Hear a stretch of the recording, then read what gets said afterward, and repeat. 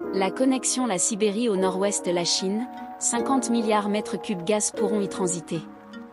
Vladimir Poutine et Xi Jinping sont parvenus à un accord sur le gigantesque projet. Moscou annonce mardi la construction d'une nouvelle force Sibérie 2 pour la Chine, symbole du désir Moscou rediriger son économie vers l'Asie face à des sanctions intermédiaires. La mise en œuvre du projet Force de Sibéria 2 a accueilli Vladimir Poutine, sous l'ordre du Kremlin, après des discussions entre les délégations russes et chinoises. Le chef russe n'a cependant pas fait donner des détails sur le calendrier du projet, qui doit compléter un gazoduc déjà existant, une force de Sibérie, qui le laisse de l'extrême-orient russe.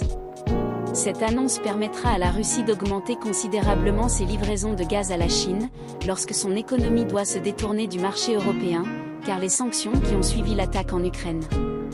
Les quantités attendues de livraison à terme représentent presque autant que Nord Stream 1 avant son arrêt après le sabotage en septembre 2022.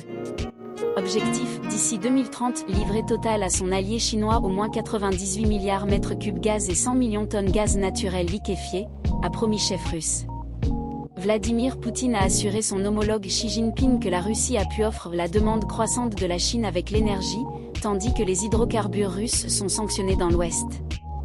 La lecture trop est de faire pression sur le marché mondial du gaz. Enregistré les livraisons de gaz lundi. Le géant l'État russe, Gazprom, a annoncé mardi qu'il avait battu son record la veille des livraisons quotidiennes via le gazoduc Force sibérien, qui relie actuellement les champs gaz en Extrême-Orient russe dans le nord-est de la Chine.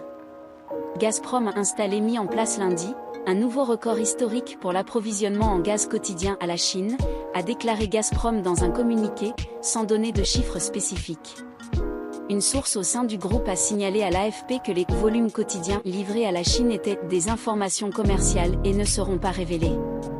D'ici 2025, Moscou a l'intention de multiplier par 2,5 ses exportations par cette infrastructure, à 38 milliards de mètres cubes chaque année.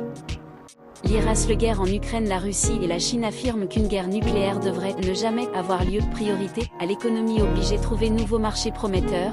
Le président russe ne cache pas son souhait faire la Chine son principal partenaire économique, à la risque, selon certains observateurs, de devenir un vassal Pékin. La coopération commerciale et économique est une priorité dans les relations entre la Russie et la Chine, a déclaré M. Poutine, disant s'attendre à un commerce en 2023 qui dépassera le seuil des 200 milliards de dollars, ce qui constituerait un nouveau record après celui 2022. Il a également déclaré qu'il était prêt à créer un organe de travail conjoint pour le développement. La route maritime du Nord, l'une des pistes l'eau gelée l'Arctique, maintenant plus facilement navigable en raison de la Crème Fusion Office. Moscou espère que cela finira par augmenter le transport des hydrocarbures vers l'Asie, en particulier ce produit dans l'Arctique russe, reliant les océans de l'Atlantique, du Pacifique et de l'Arctique. Vladimir Poutine a également souligné l'importance de développer des infrastructures ferroviaires entre la Russie et la Chine, ceux qui sont saturés en fonction des experts. Il s'est également dit en faveur de l'utilisation du yuan chinois dans les réglementations entre Russie et les pays d'Asie, d'Afrique et Amérique latine, une autre façon d'accélérer la dédollarisation de son économie et le pivot Russie à l'Asie.